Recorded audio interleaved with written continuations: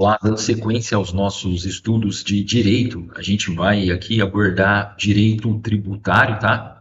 A gente vai iniciar um estudo sistematizado dessa disciplina que normalmente causa um certo pavor no coração do estudante de direito.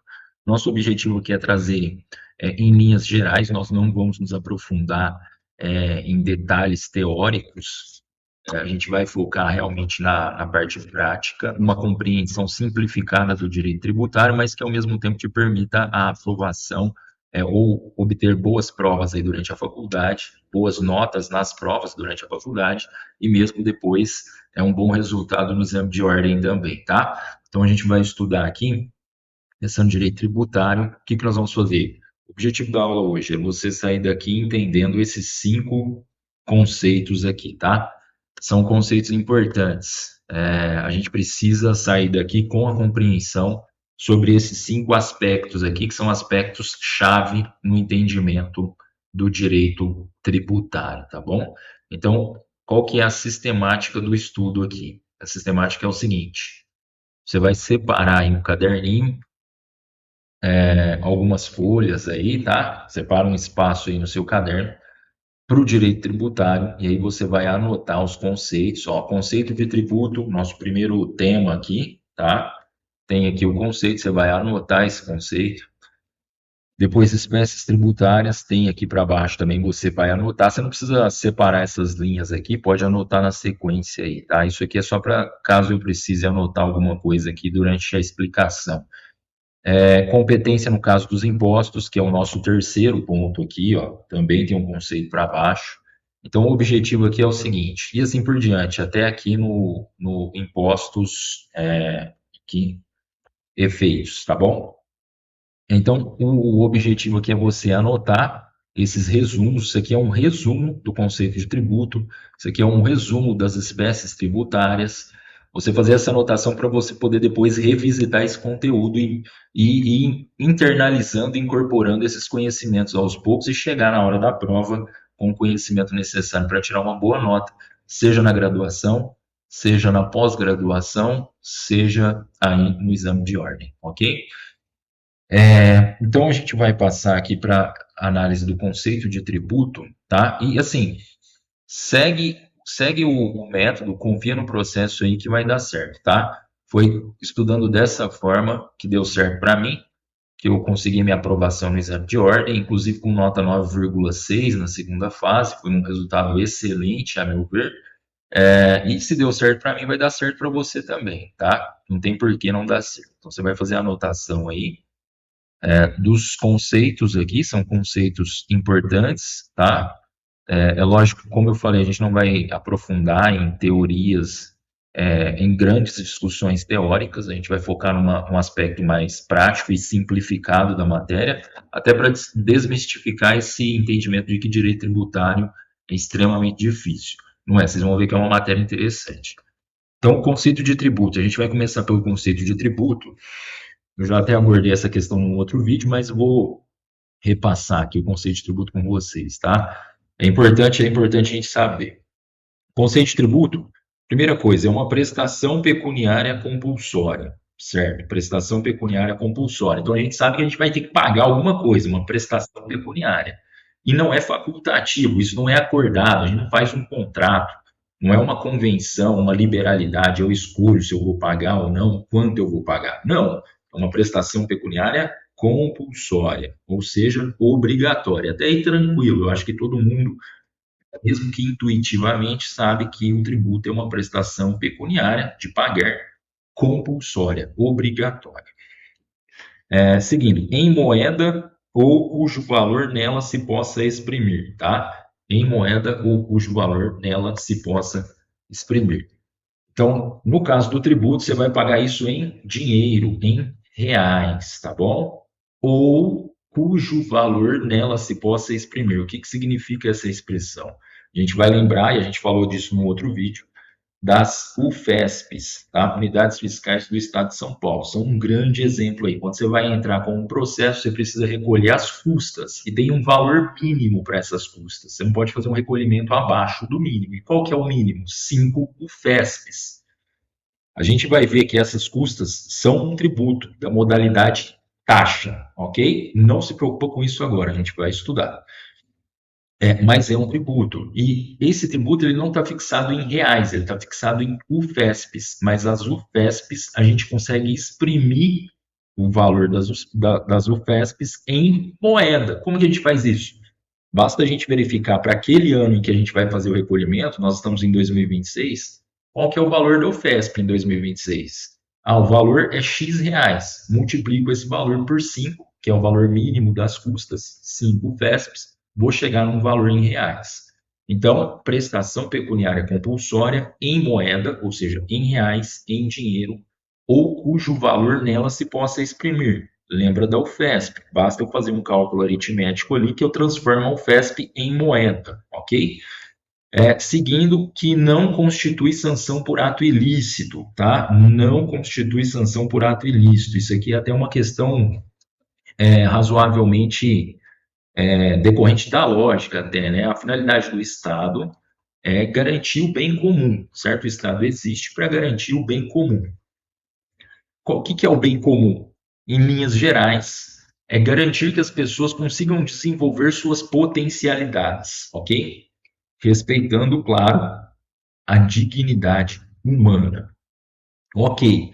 Então, se o Estado serve para garantir o bem comum, seria meio ilógico e contraditório que a gente garantisse a existência do Estado ou a existência do Estado dependesse da prática de ilícitos. Imagina se o tributo fosse apenas uma sanção por ato ilícito.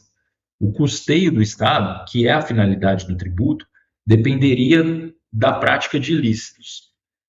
E a gente custearia o Estado para ele garantir o bem comum. Ficaria um pouco contraditório, né? Não orda, certo? Então, o tributo não é sanção por ato ilícito. Ou seja, multa não é tributo, ok?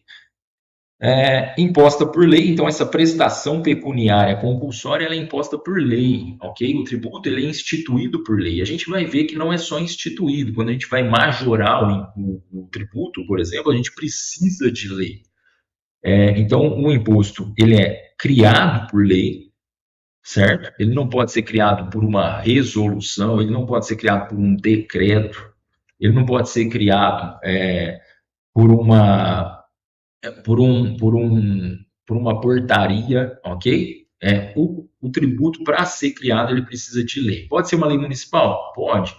Se tiver dentro do âmbito de competência do município, o município vai criar uma lei e vai criar e vai instituir aquele tributo, certo? Pode ser estadual, pode ser federal, depende aí da competência fixada lá na Constituição. E a gente vai ver também isso na sequência. Mas tem que ser criado por lei, ok? E cuja cobrança se dá através de atividade administrativa plenamente vinculada. O que é esse finalzinho aqui? Através de atividade administrativa plenamente vinculada. É que a cobrança ela não é facultativa. Quando a gente tem a hipótese de incidência, a gente tem uma norma prevendo uma situação na qual um imposto será, ou um tributo, melhor dizendo, será incidente, e a gente verifica no mundo da vida que aquela situação fática ocorreu, a gente precisa ter o lançamento e a cobrança desse tributo. O Estado não pode optar por não cobrar, não tem margem de discricionariedade para o Estado aqui, tá? A cobrança se dá por meio de atividade administrativa plenamente vinculada, é nesse sentido, o Estado é obrigado a cobrar. O agente ele não pode simplesmente escolher se ele vai cobrar ou não, ok? Esse conceito não é um conceito que eu criei, é um conceito que está lá no artigo 3º, tá? 3º do CTN. O que é CTN? Código Tributário Nacional, uma lei de 1966, tá bom? Foi recepcionada essa lei, em parte como lei complementar, ela foi recepcionada pela Constituição Federal de 1988.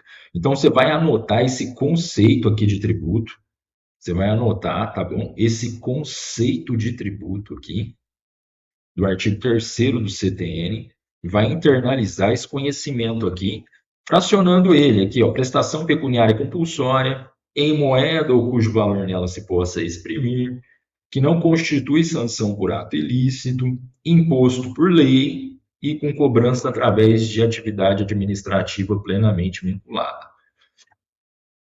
Se tiver dúvida sobre uma determinada cobrança ser ou não tributo, você vai tentar encaixar aqui. Se não bater aqui, se for sanção por ato ilícito, não foi imposto por lei, a cobrança não é vinculada, o pagamento pode se dar não em moeda, mas de outra forma, por meio de entrega de bem, de outros bens, você vai chegar na conclusão de que não a gente não está falando de um tributo. Para ser tributo, precisa preencher essas características aqui, certo? Então, a gente matou o primeiro conceito aqui, importante, que é o conceito de tributo, e agora a gente vai para um segundo conceito relevante para nós, que é saber quais são as espécies tributárias. Tá bom, a gente já sabe o que é tributo, mas quais são os tributos em espécie? Tributos em espécie, meus caros, são 5, tá bom? Então, você tem que ter isso aqui, você vai anotar aí no seu resumo também, ó. Espécies tributárias, ok? Já está dada, a frase já está dada, é só você anotar, entender e revisar. Espécies tributárias são 5. Para a Constituição Federal são 5. Impostos, taxas, contribuições de melhoria, empréstimos compulsórios e contribuições especiais. Internaliza isso, tá? E aí a gente vai ver depois, nos próximos vídeos, a gente vai estudar cada uma dessas espécies e entender por que elas são diferentes entre si. Por que o imposto é diferente da taxa? Por que eles são diferentes da contribuição de melhoria? Quais são as características essenciais dos empréstimos compulsórios, das contribuições especiais? Tudo isso a gente vai analisar com calma, com devagar, tá? Aqui é importante a gente só comentar que para o CTN, essa divisão em 5 é uma divisão que está lá na Constituição Federal, como eu disse para vocês, tá? A Constituição ela não tem um artigo que diz assim expressamente, são tributos, esses 5. Não, mas ela vai, artigo por artigo ali, ela vai tratando de cada um deles, tá? Essa divisão que está na Constituição, em 5 espécies, é uma divisão pentapartida, pentapartite, ou pentapartite, tá? Dá mesmo, pentapartida, pentapartite, ou pentapartida.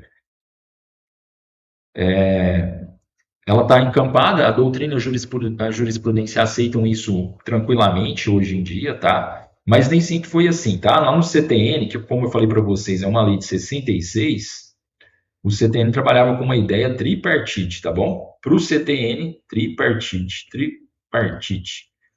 Para o CTN, era tributo só. Imposto, taxa e contribuição de melhoria, ponto final, tudo tinha que se encaixar aí. E faz sentido, tá? Por quê? Porque lá em 1966 a gente ainda estava muito vinculado a uma concepção liberal de Estado, um Estado liberal que não tinha,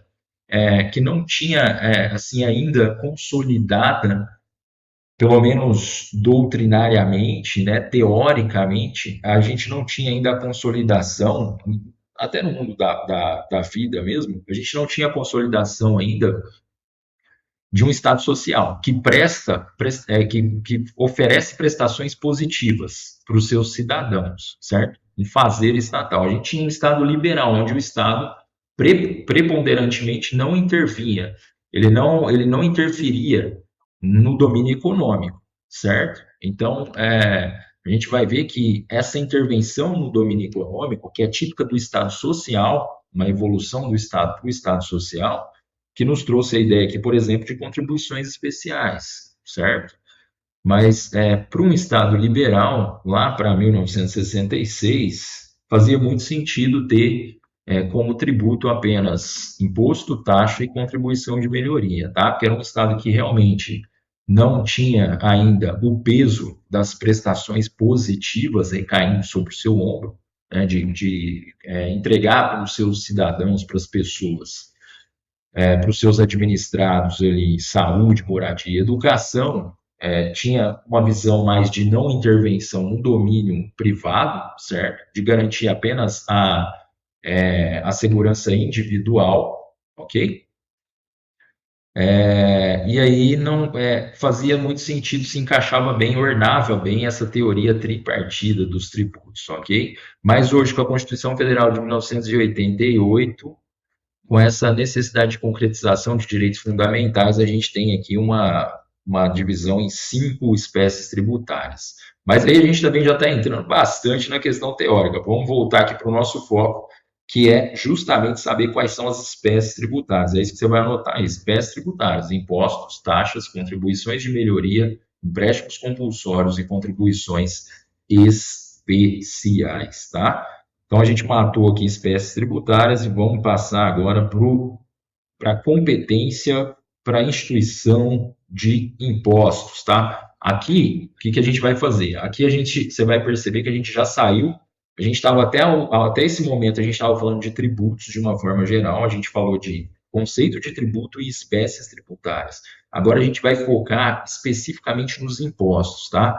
Como eu falei para vocês, a gente vai tentar entender o que é um imposto, o que é uma taxa, o que é uma contribuição de melhoria, o que é um empréstimo compulsório, que é uma contribuição especial, começando pelo imposto. Então, a gente vai trazer aqui linhas gerais, resumidamente, simplificadamente, uma compreensão do que seja o imposto, as suas principais características. Então, a gente já passou a estudar a primeira espécie tributária, imposto. E no caso do imposto, quem tem competência para instituir e cobrar um imposto? Quem tem competência para instituir um imposto segundo a Constituição Federal? O imposto é uma espécie tributária que pode ser instituído tanto pela União como pelos estados e também pelos municípios, tá? Então, os 3 entes políticos aí, União, estados e municípios.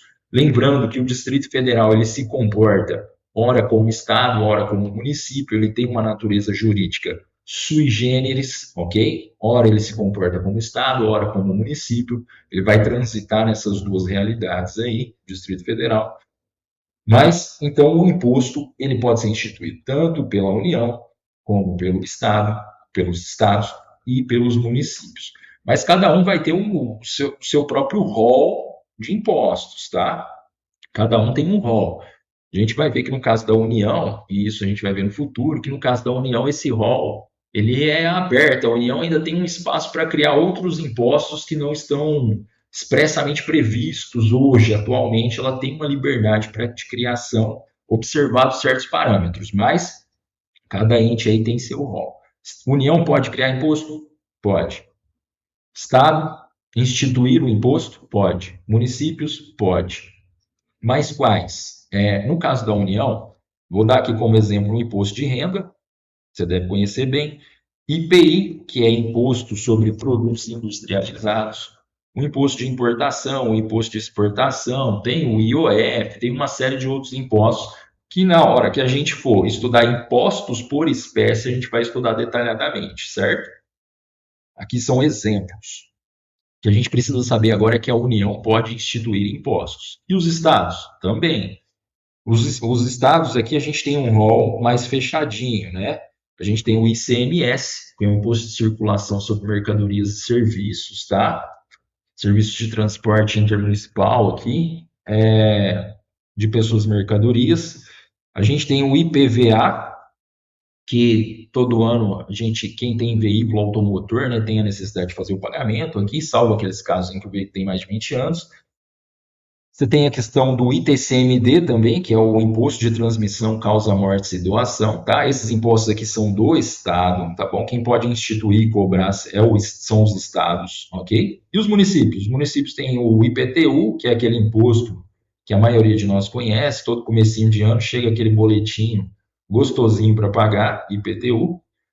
ISS, que é o Imposto sobre Serviços, e o ITBI, tá? Transmissão de bens imóveis, ok? Então, exemplificativamente. Então, o que a gente precisa guardar desse conceito-chave aqui?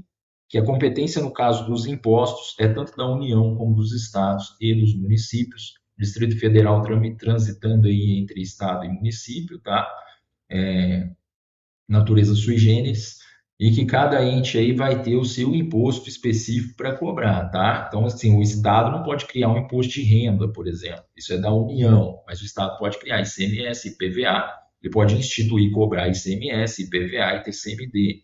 O município, IPTU, ISS, que é Imposto sobre Serviço, e ITBI, Imposto de Transmissão de Bens Imóveis. Vamos embora que o tempo não para. Impostos, competência, vimos também. Impostos, característica de não vinculação. Aí você vai anotar aí no seu resumo esse parágrafo aqui, tá bom? Uma das características que diferenciam aí o imposto das demais espécies tributárias não é só essa, tá? A gente vai precisar cada vez afunilar e aperfeiçoar essas diferenciações, mas é uma diferença inicial importante. Os impostos, eles não têm vinculação. Como assim eles não têm vinculação? Para o Estado te cobrar um imposto, ele não precisa prestar uma atividade para você específica, ele não precisa prestar uma atividade específica, não depende de um agir específico do Estado.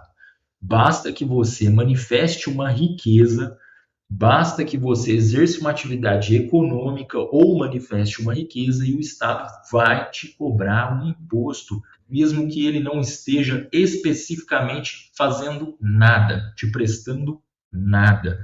Não depende de prestação específica, essa é a chave.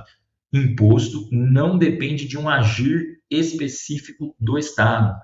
Basta o Estado existir e você manifestar uma riqueza, exercer uma atividade econômica. E por que isso? Tem um fundamento lógico. Imagina se você seria capaz de manifestar riqueza, de acumular patrimônio, de comprar bens, de exercer atividade econômica se não existisse Estado.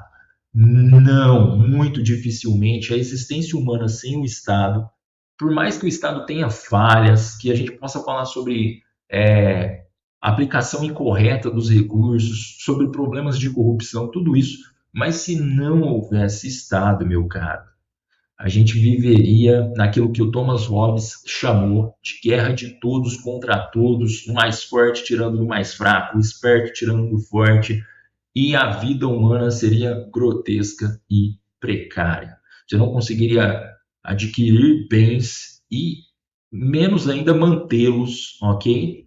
Se não houvesse a segurança que a existência do Estado te traz, ok? Com falhas, é claro, mas te traz segurança, não só segurança pública, como segurança jurídica. Então, você manifestou, não tem almoço grátis, não é o que falam por aí?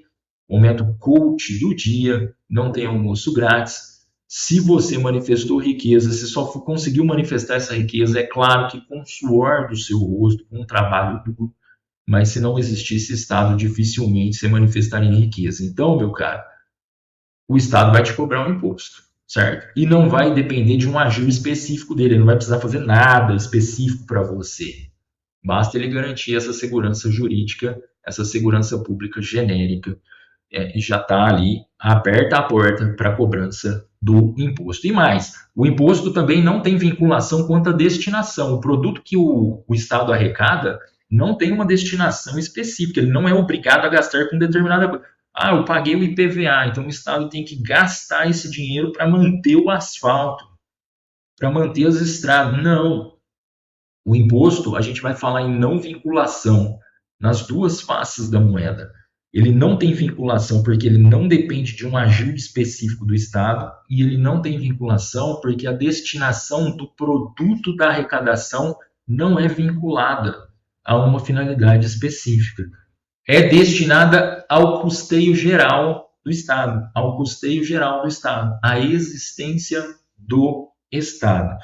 Tem exceção? Tem. A Constituição traz questão de uma porcentagem aí do produto da arrecadação vai ser destinado para a saúde, para a educação, mas isso é exceção. Como regra, o que você precisa gravar?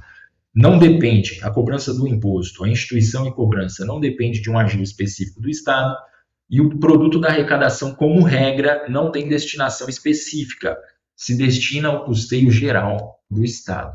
E aí a gente vai passar, então, a gente já viu 4 conceitos aqui relevantes, você tem que sair desse vídeo sabendo todos esses 5 conceitos aqui, tá? Você vai anotar, de novo, anota esses parágrafos aqui, porque isso aqui você vai revisitar, vai ler e vai tentar entender cada detalhe de cada frase para chegar lá na prova e tirar uma nota boa. Foi assim que eu fui aprovado na OAB e vai ser assim que vai dar certo para você também. E aí a gente vai falar, deixa eu ver como é que está o tempo aqui, se já não estourou o nosso tempo. Estourou o nosso tempo. No próximo vídeo a gente vai falar sobre finalizar aqui o efeito fiscal e extrafiscal dos tributos.